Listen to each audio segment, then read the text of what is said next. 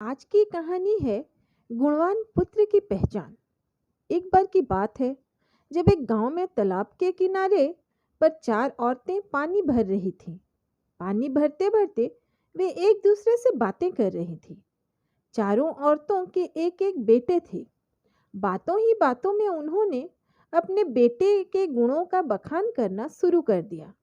पहली औरत बोली, मेरा बेटा बहुत सुरीली बांसुरी बजाता है। जो भी उसकी बांसुरी सुनता है वह मंत्र मुग्ध हो जाता है। मैं ऐसा गुणवान बेटा पाकर बहुत खुश हूँ। दूसरी औरत बोली, मेरा बेटा बहुत बड़ा पहलवान है। इस गांव में ही नहीं बल्कि दूर दूर के गांव में उसकी पहलवानी का डंका बजता है। ऐसा बलवान पुत्र भगवान सबको दे। तीसरी औरत ने कहा, मेरा बेटा बहुत बुद्धिमान है। उससे अधिक बुद्धिमान इस पूरे गांव में कोई नहीं है। लोग अपनी समस्याएं लेकर उसके पास आते हैं। मैं ऐसा बेटा पाकर धन्य हो गई।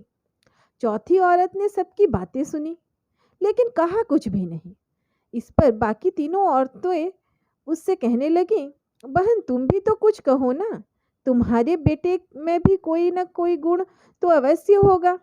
चौथी औरत बोली, क्या कहूँ बहनों, मेरे पुत्र में तुम्हारे पुत्रों की तरह कोई गुण नहीं है।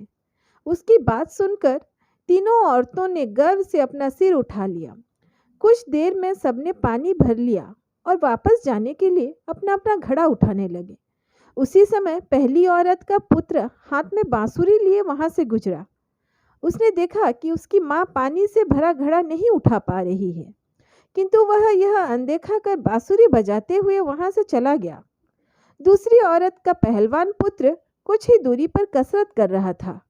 उसकी माँ कुएं से घड़ा उठाकर जैसे ही उतरी उसका पैर फिसल गया, लेकिन किसी तरह वह संभल गई। किंतु पहलवान पुत्र अपनी माँ को नजर उठाकर देखने के बाद भी उसके पास नहीं आया और अपनी कसरत में लगा रहा। तीसरी औरत का पुत्र भी वहां से किताब पढ़ते हुए निकला। उसकी माँ ने उससे कहा, बेटा मैं दोनों हाथों से घड़ा पकड़े हुए हूँ, ये रस्सी जरा मेरे कंधे पर डाल दे।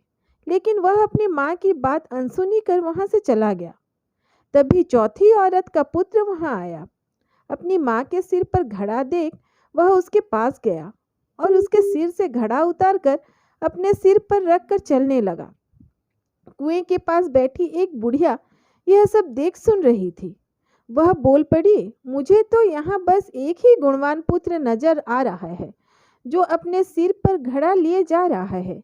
माता पिता की सेवा करने वाले पुत्र से गुणवान पुत्र भला कौन हो सकता है। इस कहानी से हमें यह सीख मिलती है कि गुणवान पुत्र वही है जो अपने माता पिता की सेवा करे और साथ ही सबकी सहायता के लिए तत्पर रहे। अगर आपको ये कहानियाँ अच्छी लगती हैं तो चैनल को लाइक, शेयर और सब्सक्राइब कीजिए। धन्यवाद।